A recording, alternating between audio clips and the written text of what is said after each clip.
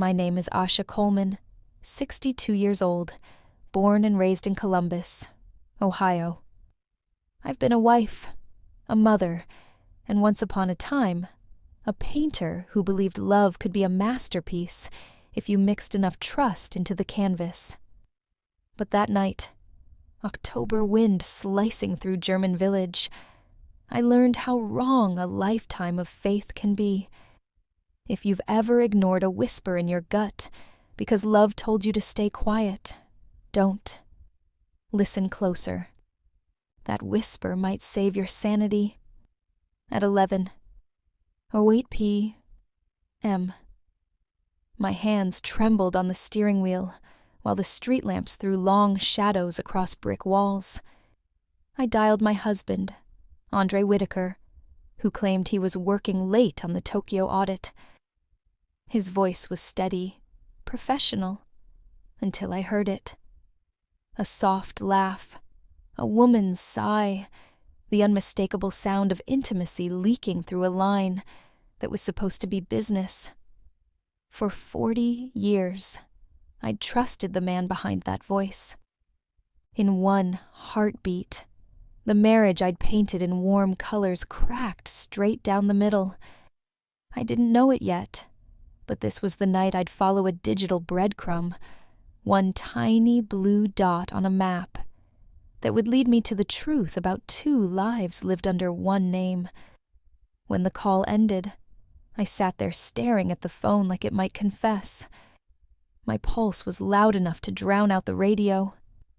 Then, my screen lit up. A notification from our family GPS app, the one I'd insisted we install after Andre's fender bender last winter.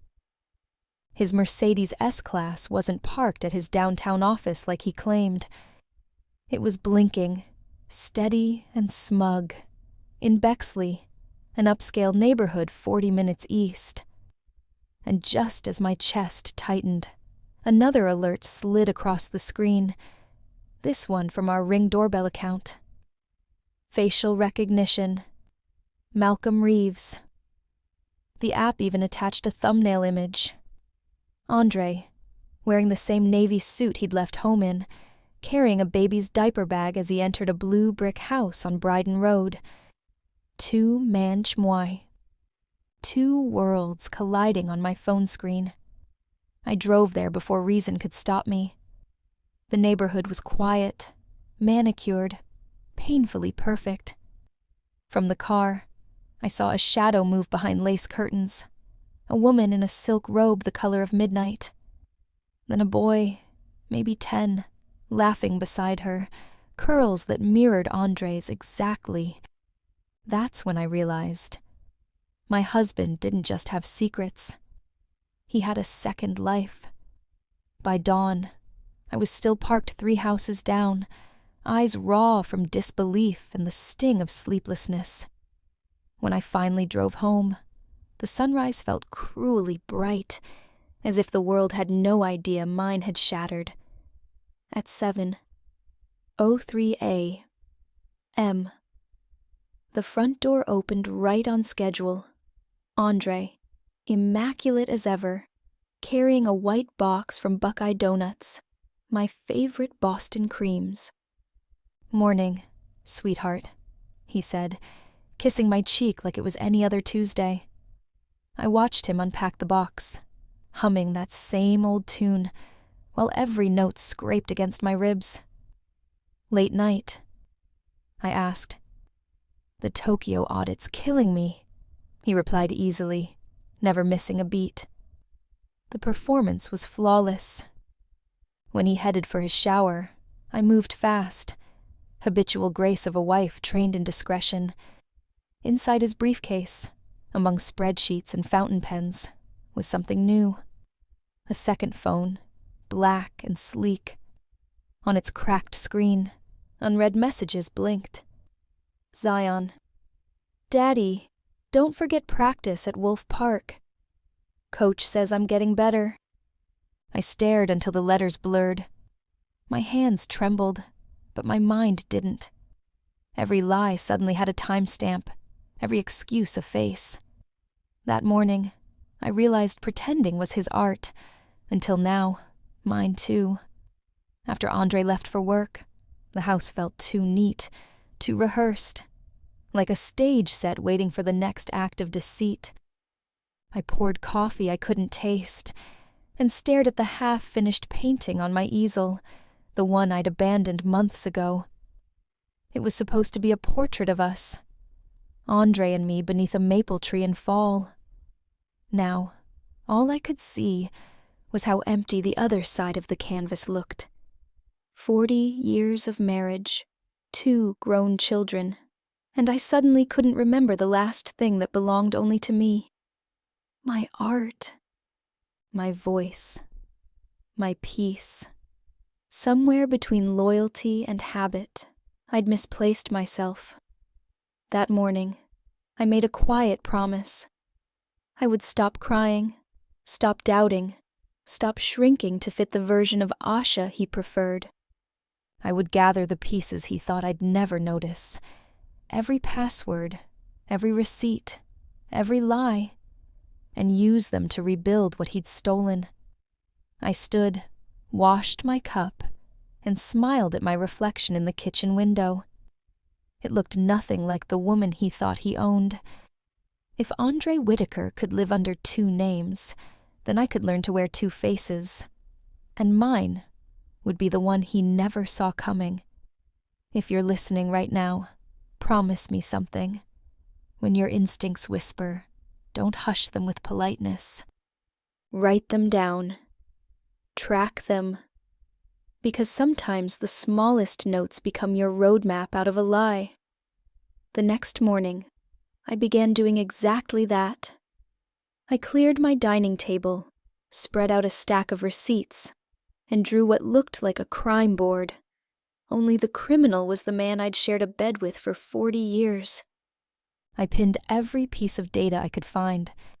Business trips, toll charges, gas receipts, timestamps from our family GPS. Then, one after another, I started seeing patterns. EZ Pass tolls showed Andre's car exiting the highway toward Bexley at 9. 30 pi M. Every few nights. The company calendar listed him in Tokyo meetings. Yet his phone bill showed calls placed locally. And the kicker? The Ring camera system sent another alert that afternoon. Facial recognition again. Malcolm Reeves identified. He was wearing the same tie I'd ironed that morning, stepping into the same blue brick house on Bryden Road, holding a stuffed giraffe this time. It wasn't a one-time affair. It was routine. Practiced. Comfortable. Still, I needed something tangible. Something I could hold in my hand when my heart tried to tell me I was imagining it. So I started gathering proof like a detective who'd finally stopped loving her suspect. I screenshotted every alert, printed every timestamp, and filed them into a folder labeled Tuesday Truths. 7s. That folder became my quiet rebellion. Each night, I sat at that table, the lamplight flickering over documents, tracing the pattern of deceit like brushstrokes on a canvas I never meant to paint. Somewhere between the ink and the pain, I found clarity, the kind that comes not from rage, but from resolve. People say heartbreak makes you reckless. For me, it made me methodical. If you've ever felt that ache in your chest, the one that tells you something isn't right, don't dismiss it. Write it down, trace it, follow where it leads. That ache became my compass the day I drove back to Bexley. It was a soft Ohio afternoon, sun catching on the wet pavement after rain. I parked outside a small cafe called Kitty's, directly across from that blue brick house on Bryden Road. From my corner seat, I could see everything through the window. Ordinary lives unfolding. Laughter, deliveries, neighbors walking dogs. Ordinary, except for the woman stepping out of my husband's second life. She was elegant in an easy, unstudied way, Kendra Reeves, though I didn't know her name yet. Her hair was tied in a silk scarf, the same shade of navy as Andre's favorite tie. She pushed a stroller with one hand and balanced a latte with the other. And then I saw him, a boy, around 10, sprinting from the porch toward her, curls bouncing, his grin a mirror of Andre's. I should have cried, but instead, I studied the scene like a painting, memorizing colors, gestures, composition. I told myself I needed evidence, not emotions. So I watched. When Kendra sat down with 2 other mothers at a table outside, I moved closer, pretending to scroll my phone. Their voices carried easily in the crisp air. "You're lucky, girl," one said. "Malcolm's such a hands-on dad." "Sevens, Malcolm." The name hit like ice water down my spine. "Yeah." Kendra laughed softly, pride in every syllable. "He travels a lot for work, 3 or 4 days at a time, but he always makes it up to us. He never misses Zion's soccer games." "Sevens." My stomach turned, not from jealousy, but from the precision of it all. 3 or 4 days. The same number he'd always been on business trips with me. I didn't confront her. Not yet. I needed more than coincidence. I needed truth carved in stone. So I took a photo, just one, of the woman, the boy, and the house that didn't know it was built on my life. If you're ever afraid of what the truth might look like, remember this. Fear doesn't stop the truth from existing. It only delays your chance to survive it. That was the thought that carried me to Caleb Hart's office the next morning. Caleb wasn't the trench coat, movie kind of detective. He was a soft-spoken black man in his 50s, with steady eyes and a calm that made you feel safe holding chaos in your hands. I told him everything. The calls, the GPS, the photos, the name Malcolm Reeves. He didn't flinch. He just opened his notebook and said, "Let's pull the thread and see what unravels." Sevens. A week later, he came back with a manila envelope that felt heavier than bricks. Inside, a marriage certificate from Cuyahoga County. Malcolm J. Reeves legally married Kendra L. Reeves 12 years ago. The signature was Andre's handwriting. I'd recognize that loop W anywhere. There were also records of a company, Reeves Consulting, linked to Andre's firm, Whitaker and Rowe Logistics, both transferring funds between each other like a shell game. "Your husband's living 2 lives, Ms. Coleman," Caleb said gently, pushing the folder toward me. "And he's gotten very good at both." Sevens. I sat there staring at the paper, the air thick and unmoving. It wasn't shock anymore.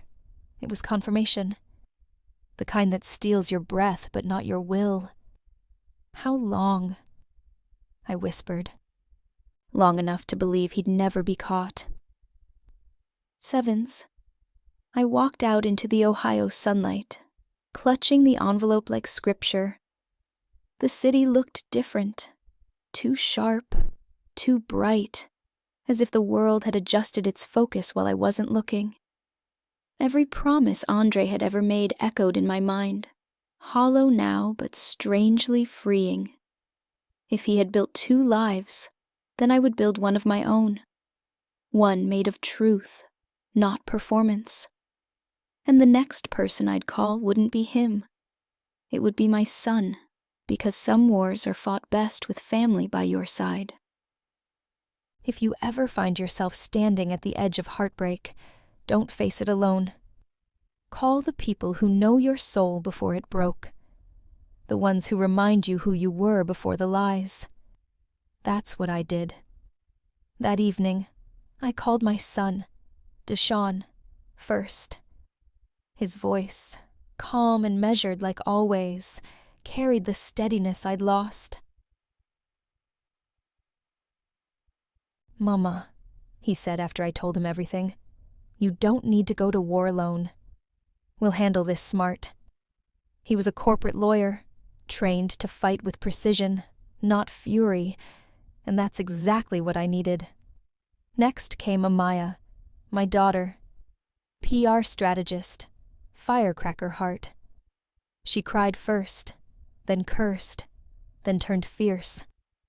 "He picked the wrong woman's daughter to mess with," she said, already mapping out how to control a narrative that hadn't even broken yet. "When this story explodes, and it will, we'll make sure he's the villain in his own movie." Sevens. Their anger fueled me, but it was Belinda, Andre's younger sister, who gave me something even stronger: proof. She'd always been close to me, and when I told her what I'd learned, she sighed deeply. "I knew something was off," she admitted. "Andre always got lost in his own stories." Then, after a pause, "Mama left a will. The real one. Andre forged a version years ago. I'll get you the original." Sevens. By the time I hung up, I wasn't trembling anymore. For the first time in weeks, my fear had form, direction, and allies. The quiet woman who'd waited decades for honesty had vanished. In her place stood someone I barely recognized, steady, deliberate, dangerous in her calm. If you're walking through betrayal right now, remember this: silence protects the liar, not the truth. Speak.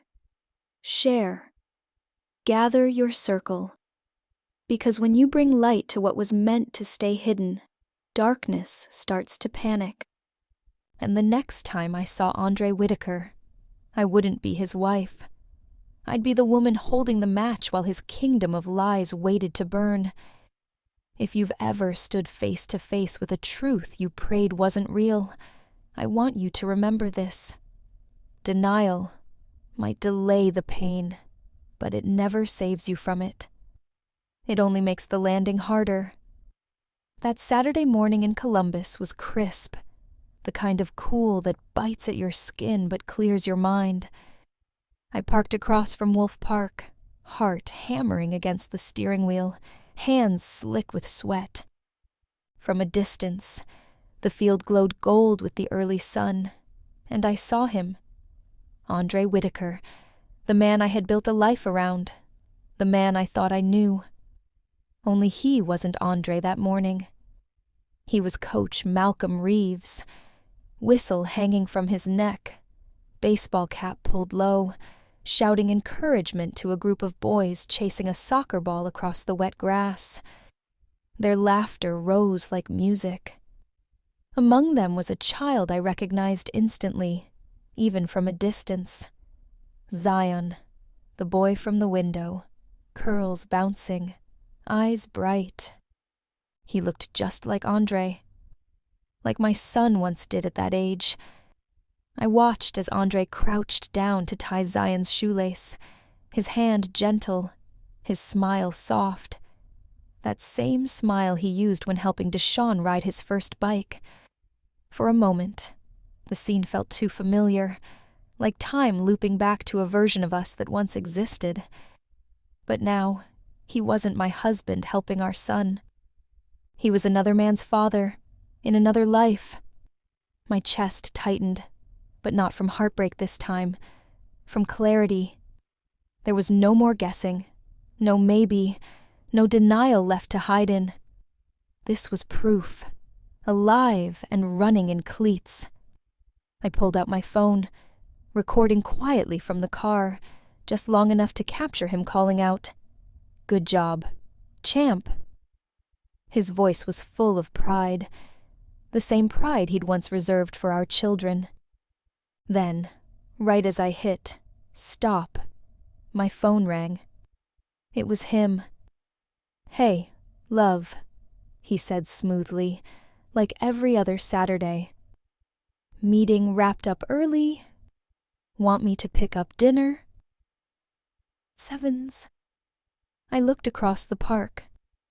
He was standing there, phone pressed to his ear, smiling down at Zion. The audacity of it almost made me laugh. That'd be perfect, I replied softly. Maybe grab that Napa Valley Cabernet we both love. Sevens. Done, he said, his voice warm. Love you. Sevens. I know, I whispered, ending the call. If you've ever uncovered a lie and still had to smile through it, know this. That smile isn't weakness. It's strategy. Sometimes silence is the armor you wear while you plan your next move. I watched him hug Zion, then jog back to his car, completely unaware that the woman he'd betrayed had just watched him reveal his truth. My hands no longer shook. My mind was still. If you've ever gone to bed with the truth burning a hole in your chest, you'll understand this.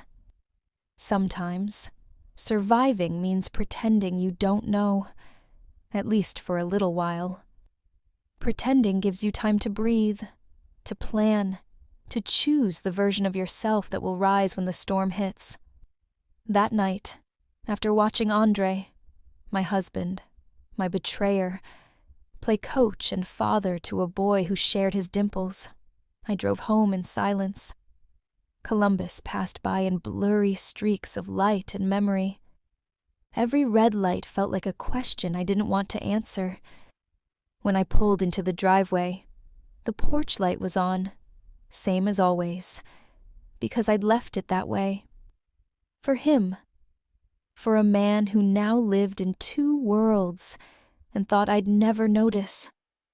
He was already inside, sitting at the kitchen counter in his soft white t-shirt, scrolling through his iPad. The smell of his sandalwood cologne filled the air, and suddenly I hated that it still felt like home. Hey, beautiful, he said, glancing up with a tired smile. You okay? You look pale. Sevens? Just tired, I replied, hanging my coat, hiding the tremor in my voice. Long day. Sevens. He poured 2 glasses of red wine and handed me one. Budget meetings, he sighed. These Tokyo guys are killing me. I nodded, careful not to laugh at the lie. He was good, too good. His deceit was like a language he'd practiced until it sounded like love. When he finally went upstairs to shower, I stayed in the kitchen. The walls felt closer than they used to. I could still hear the faint hum of his favorite jazz playlist echoing from the Bluetooth speaker. My reflection in the window looked like a stranger, a woman too calm to still be heartbroken.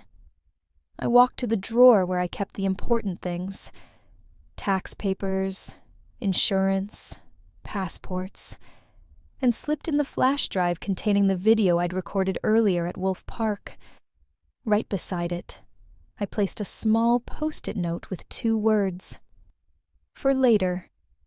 Then I stood there, staring at the framed photo of us on our 30th anniversary trip to Charleston, him in his linen shirt, me in that red dress he said made me look like fire. I finally saw what I hadn't back then. The distance in his eyes. He'd been practicing his goodbye for years. If you've ever felt that sharp twist of realization that the person beside you is a stranger, take this to heart. The pain won't kill you. It will carve out the space where your strength will live. That night, I climbed into bed beside him, pretending not to notice the faint scent of baby lotion still clinging to his skin. He fell asleep easily. I didn't. I lay awake, counting the beats of his breathing, letting each one remind me why I could never be that naive again. If you've ever tried to hold yourself together for too long, hear me when I say this. Your body always tells the truth, even when your mouth can't. Sometimes It's not your heart that breaks first. It's your strength. The morning after that sleepless night, I woke up dizzy, the room spinning in slow motion. I told myself it was just exhaustion, too much caffeine, not enough rest. But deep down, I knew it was something heavier. My body had finally decided it couldn't keep carrying the lie I'd been living in. Still, I pushed through. I got dressed, grabbed my folder-marked truth, and drove toward Ohio Health Grant Medical Center. I'd convinced myself I was just going there for one last piece of evidence, a copy of Luna Reeves's birth certificate, the final confirmation that Andre's second life wasn't a fantasy. But fate had other plans. By the time I stepped into the hospital lobby, the fluorescent lights seemed too bright. The ground felt unsteady. My breath came short and sharp, like trying to breathe through glass. I remember gripping the counter at reception, opening my mouth to speak, and then everything went dark. When I woke, it was to the steady beep of a heart monitor and the faint murmur of familiar voices. The sterile white of the hospital ceiling blurred above me. My throat was dry, my body heavy, but my heart, strangely, felt lighter. Around my bed stood the people who still belonged to my truth. Deshawn, eyes fierce but full of worry. Amaya, holding my hand like she used to as a child. Belinda, silent but steady. And Caleb, the private investigator, watching quietly from the corner. "Mom, you scared the hell out of us," Amaya whispered, tears streaking her mascara. "I scared me too," I managed, smiling weakly. The doctor explained it simply. Stress, dehydration, exhaustion. But I knew it was something deeper. My body had drawn a line I'd refused to. It was saying, "Enough pretending." That night, while the others slept in chairs around my hospital room, I stared out at the city lights of Columbus blinking through the window. And I made myself a promise. No more half-truths. No more shrinking. No more letting someone else write my story. If you're listening to this, and your own body's been whispering warnings, don't wait for it to scream. Rest isn't weakness, it's recovery. Healing is how we sharpen before the fight. When I finally drifted to sleep, I wasn't afraid anymore. I'd hit the ground, yes, but now I knew how to stand differently. Stronger, louder, wiser. If you've ever had to rebuild yourself after breaking down, remember, rock bottom isn't the end. It's just the foundation of your comeback story. The morning they discharged me, the air in Columbus felt cleaner, crisper, like the universe had pressed a reset button just for me. I walked out of Grant Medical Center with a hospital bracelet still on my wrist, and a new kind of stillness inside me. Not the silence of shock, but the silence of strategy. I wasn't the same woman who had fainted in the lobby. That version of me had collapsed under weight she was never meant to carry. The one walking out now was lighter, sharper. I sat in my car for a while, hands on the steering wheel, just breathing. My phone buzzed with messages from Deshawn and Amaya, both asking the same question. "What now, Mom?" For the first time, I had an answer. "Now," I texted back. "We take control." 7s. At home, I spread every document across my dining table.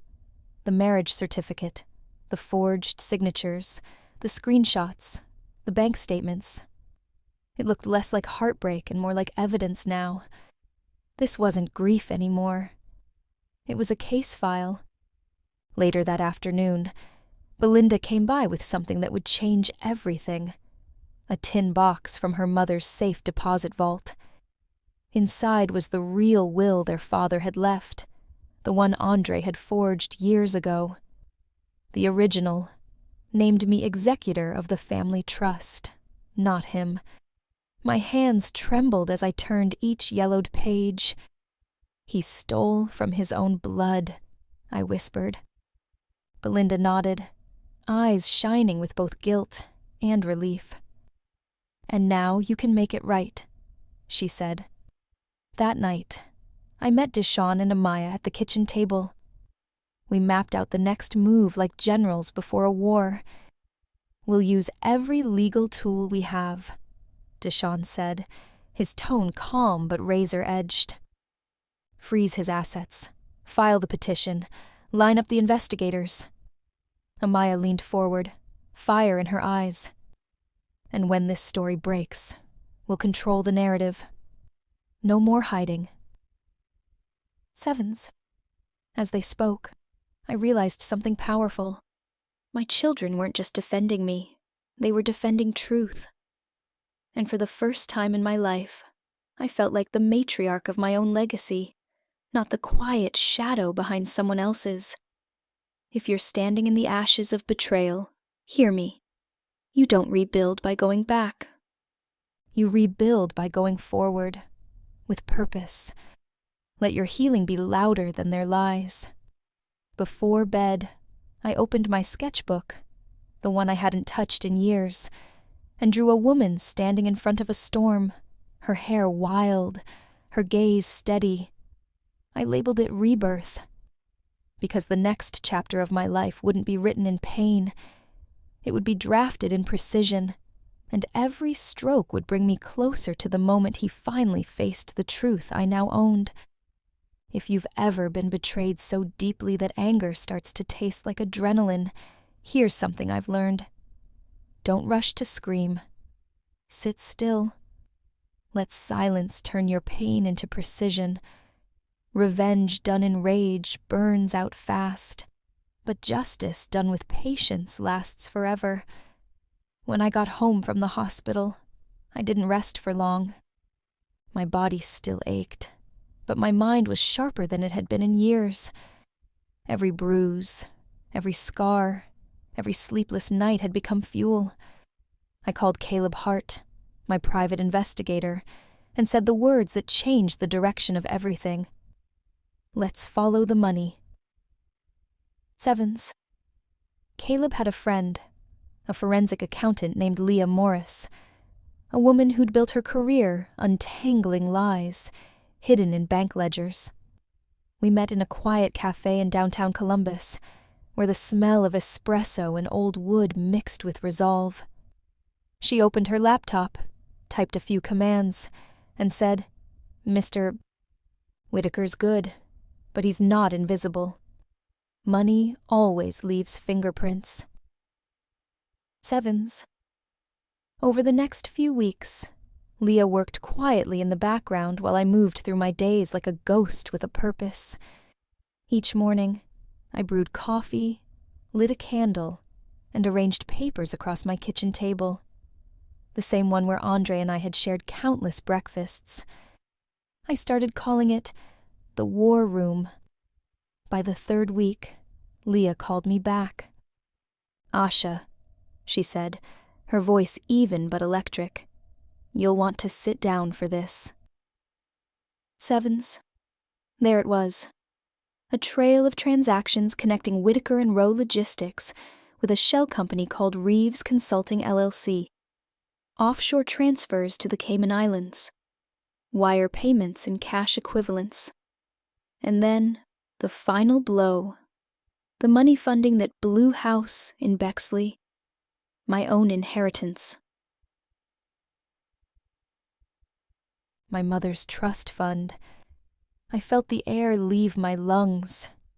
He hadn't just betrayed me as a wife. He'd robbed me as a daughter. Caleb came by that evening with a box of documents. "This isn't just an affair, Asha," he said quietly. "It's financial fraud, tax evasion, maybe even identity theft. He's been using his second name, Malcolm Reeves, as a legal shield. It's brilliant and criminal. Sevens. I poured us both coffee, my hands surprisingly steady. Then, we'll unmake his brilliance, I said. If you're listening to this, wondering how to rise after being deceived, start with information. Knowledge is power, and truth is a weapon no one can take from you. That night, I looked out the window at the skyline of Columbus glowing gold against the dark. For the first time, the city didn't feel lonely. It felt like an accomplice. If you've ever dreamed of justice, but didn't know where to start, remember this.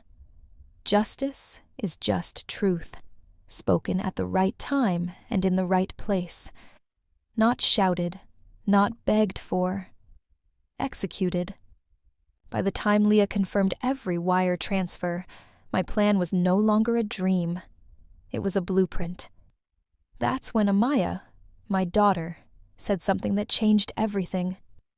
"Mom," she told me, tapping her pen against a notepad, "he loves an audience. So let's give him one." Sevens. She was right. Andre Whitaker had always been a man of showmanship. The charming executive, the family man who smiled for cameras, the Sunday volunteer shaking hands at church. His entire identity depended on people believing he was good. So the place where he'd built that image would be the same place it all came undone. And fate, with its sharp sense of irony, handed me the perfect opportunity. Andre had scheduled the Copper Finch Charity Gala, a black tie event celebrating 35 years of success at Whitaker & Rowe Logistics.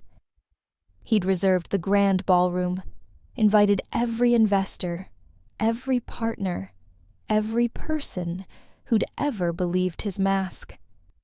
The theme? Legacy built on trust. I almost laughed when I saw the invitation sitting on our kitchen counter. "This is it," Deshawn said, spreading the gala schedule across my table like a battle map. "If we're going to end this, we end it on his stage." Sevens. And so we began planning. Not revenge, but exposure. Caleb coordinated with the venue staff, securing access to the presentation system. Amaya arranged for a small tech team to handle the event visuals. Really, 2 trusted media specialists from her PR firm. But Linda would bring the real will, sealed in an envelope, to be revealed at the right time. Deshawn prepared the legal documents. Divorce papers, asset freezes, fraud reports, all waiting for one signature. As the days passed, I felt something shift inside me. The fear that had once ruled me turned into focus. Every detail mattered.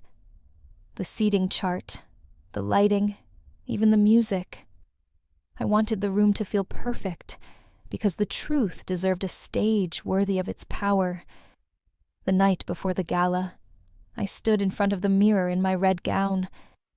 The same shade he'd once said was too bold for my age.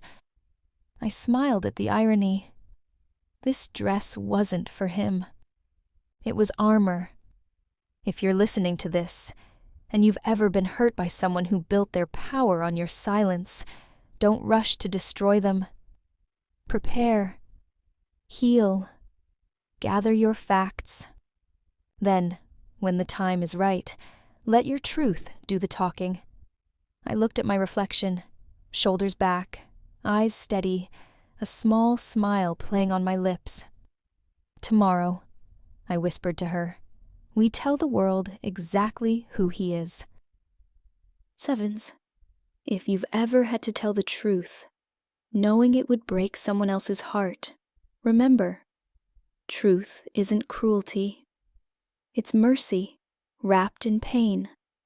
Sometimes, setting another person free means tearing down their illusion. The morning of the Copper Finch Gala, I woke up before sunrise. I'd barely slept, but not from fear, because I finally felt calm. My plan was airtight. My proof was undeniable. And my heart, for the first time in months, wasn't trembling. I brewed coffee, opened my laptop, and reread the email one last time before hitting send. To Kendra Reeves, Sevens. Subject: You deserve to know the truth. Sevens. I don't know what he's told you, but I promise you this. You and I are not enemies. You've been living in the story he wrote for both of us. Tonight, at the Copper Finch, you'll see the truth for yourself. Bring Zion. Bring your courage. Asha Coleman. My hand hovered over the mouse for one heartbeat too long. Then I clicked send. It felt like exhaling after years of holding my breath.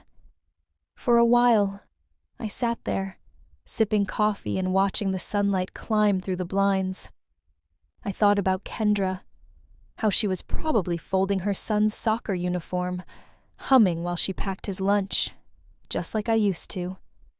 She didn't know that her world was about to crack open the way mine had, but she deserved the truth more than she deserved the lie. By noon, my phone buzzed. It was Amaya. Everything's ready. Tech team's in position. The visuals are loaded. Deshawn sent a message seconds later. Legal documents prepped. Freezing order scheduled for 10 p.m.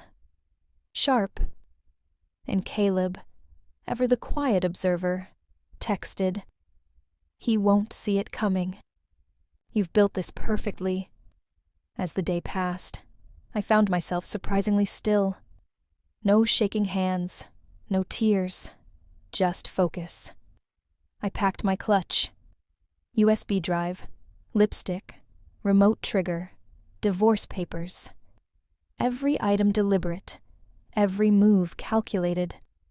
I wasn't a scorned wife anymore. I was a strategist. Before sunset, I drove across the city, passing through German Village, where this story had begun months ago. The streets looked the same, but I wasn't. The woman who'd once followed a GPS signal in tears was now following a plan in perfect control. If you're listening to this and holding on to a truth you're afraid to tell, don't.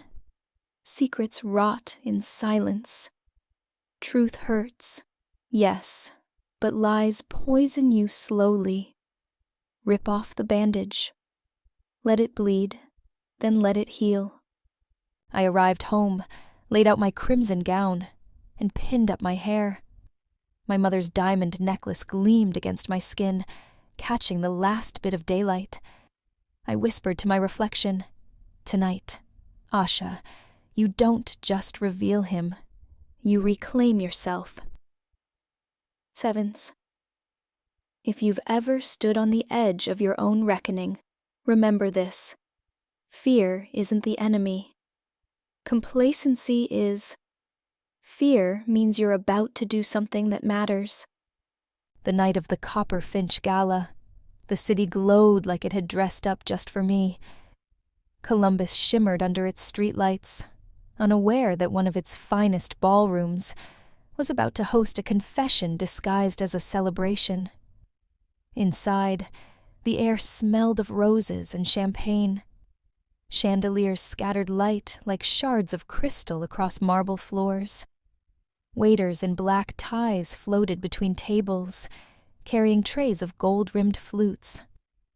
Every detail screamed elegance, and every inch of it had been designed by Andre, a man who'd built perfection to hide rot.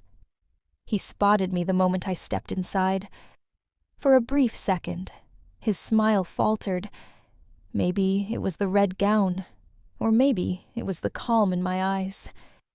Either way, he recovered quickly, playing the role that had kept him untouchable for 40 years. You look breathtaking, baby, he whispered, kissing my hand for the cameras. His voice was silk, his lies smoother. I smiled. So do you, Andre. It's a perfect night for honesty, don't you think? Sevens. He laughed lightly, mistaking my calm for nostalgia. Always the poet.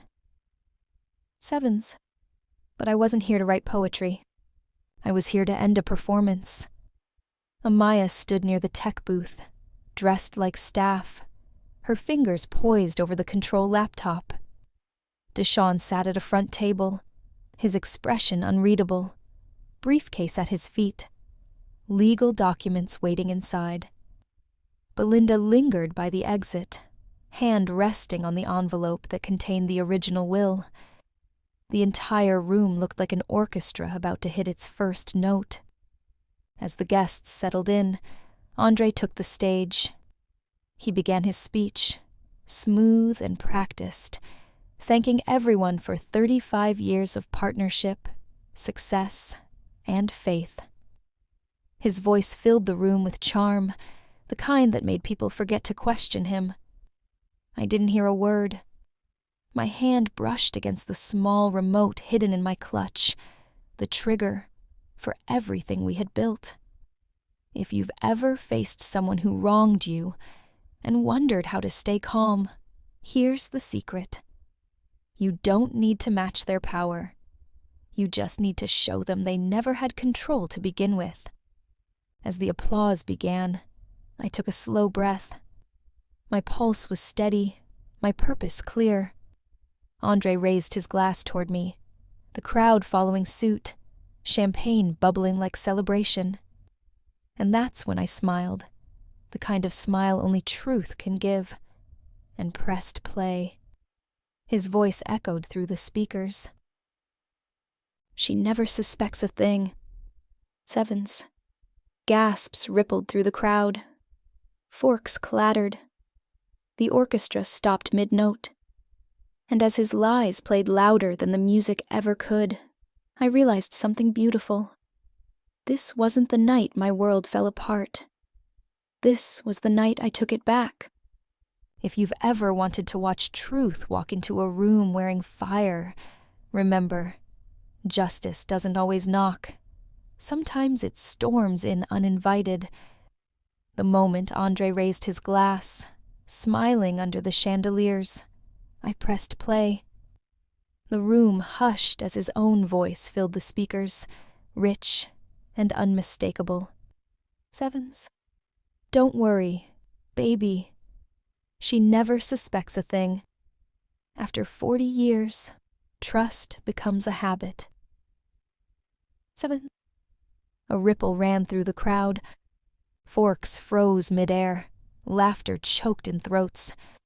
Andre's glass slipped from his hand, champagne splattering like a confession across white linen.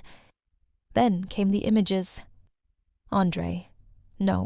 Malcolm Reeves, standing beside Kendra on a sunlit beach, a wedding band glinting on his hand. Photos of Zion and Luna, smiling in front of their blue brick home on Bryden Road. Bank statements, corporate documents, and that forged signature repeated like an accusation. I didn't say a word. The evidence spoke in surround sound. The guests shifted uncomfortably, their polite smiles collapsing into shock. Devin Rowe, his business partner, looked pale, already calculating losses. Belinda slipped from the back and placed the real will on the table in front of Andre. Deshawn stood up, voice steady as law itself. You're done, Dad. The IRS, the courts, and the truth are all waiting outside. Sevens. Andre turned to me, eyes wild. Asha, we can fix this privately. Please. Sevens. I met his gaze, my voice even. You fixed nothing for 40 years. This isn't revenge, Andre. It's balance. Sevens. If you ever get the chance to confront the person who shattered your world, do it with poise. Let your peace terrify them more than your anger ever could. As the lights flickered over the chaos, I stepped back, calm in the center of it all. The performance was over, the curtain had fallen. If you ever find yourself standing in the ruins of someone else's deceit, don't rush to clean the mess. Let them sit in it first. Silence can be the most poetic justice. The ballroom of the Copper Finch had gone eerily still. Guests whispered behind napkins, phones lit up, and the music had long since died. Andre, once the master of control, stood frozen, every ounce of charm drained from his face. The mask he'd worn for decades had finally cracked in public light. I didn't move. I wanted him to feel the weight of every secret pressing down at once. His breath came shallow. His eyes darted from the photos to the documents, to me. "Asha, please," he stammered, voice small now. "We can talk, just you and me." Sevens. But the time for private lies was over.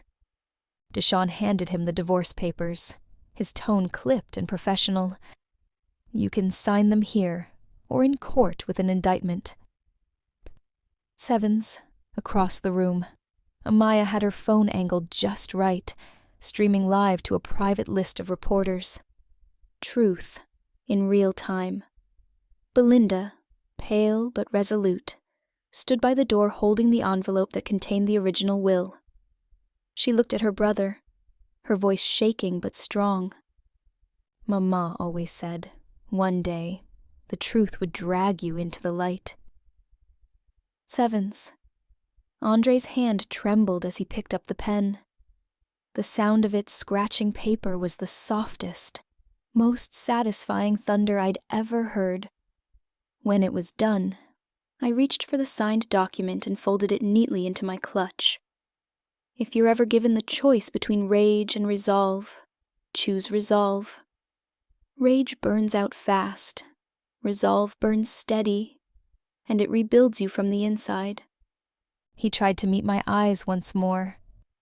"I loved you, Asha," he whispered. I almost believed him. Almost. But love without truth is just performance. So I smiled, turned to the stunned crowd, and said softly, "Dinner's over.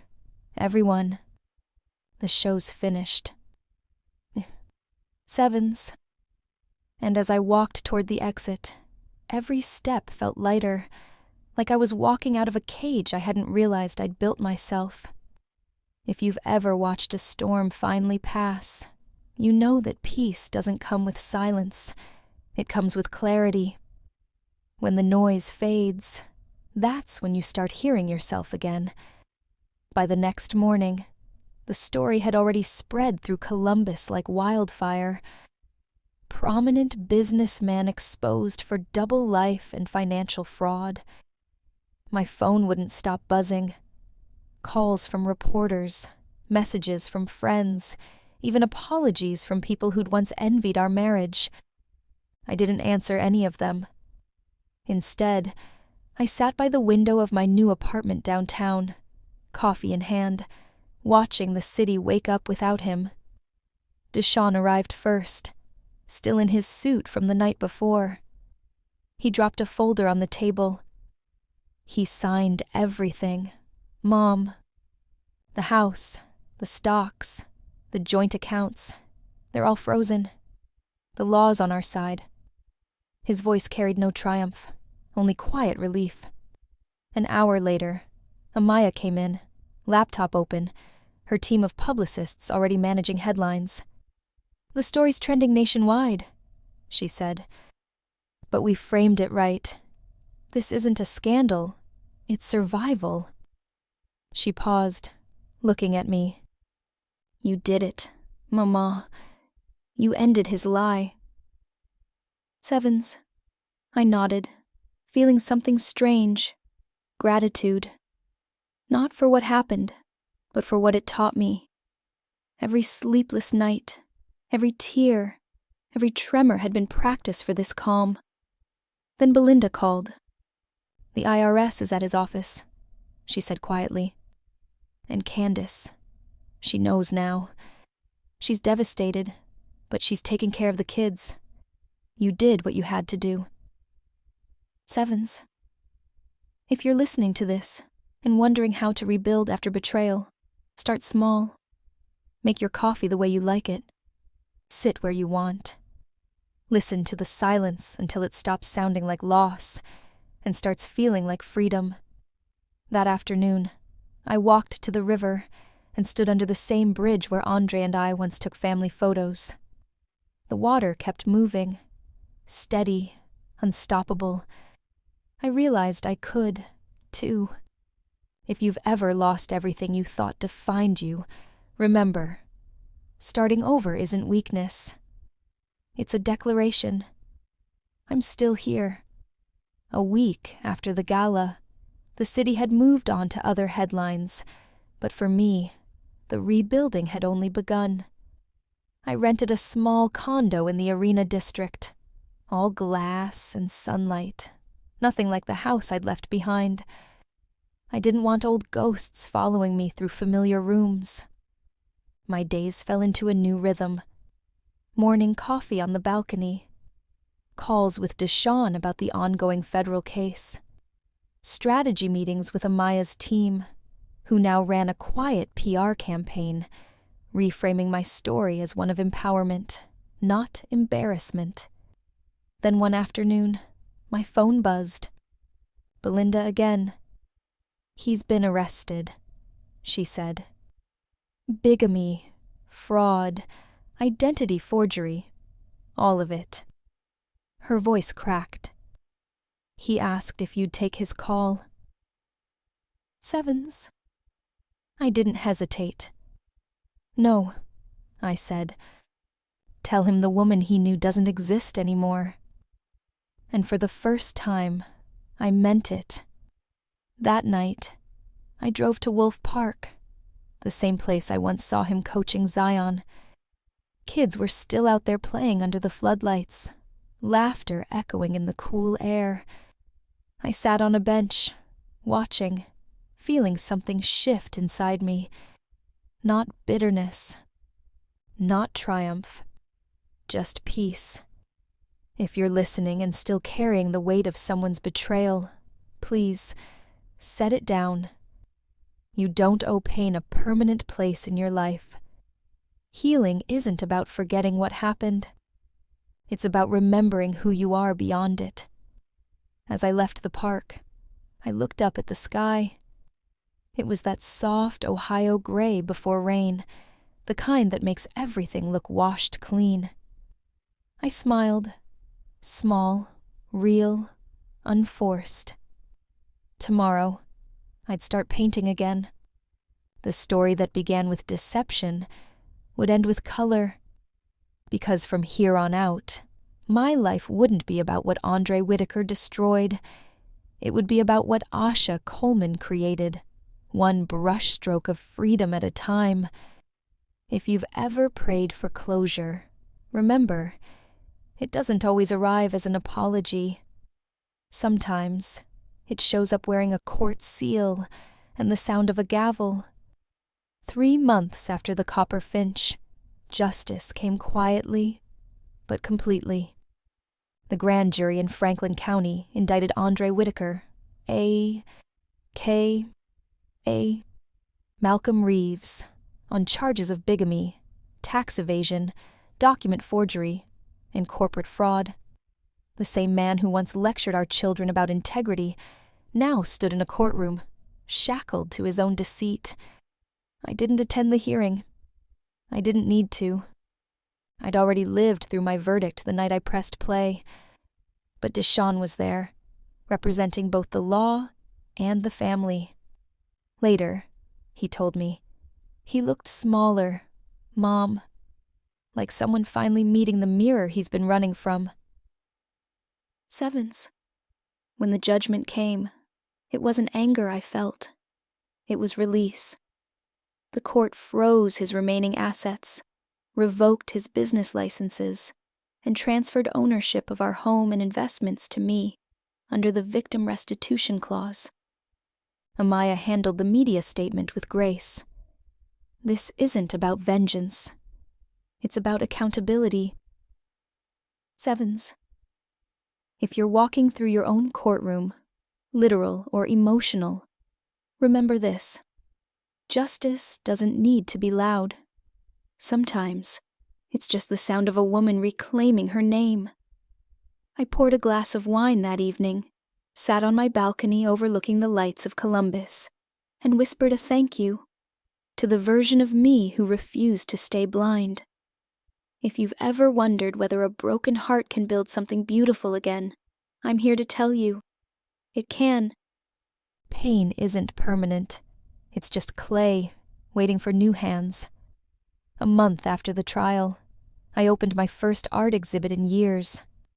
The Columbus Museum of Art hosted it in a modest corner gallery, walls washed in white and quiet light.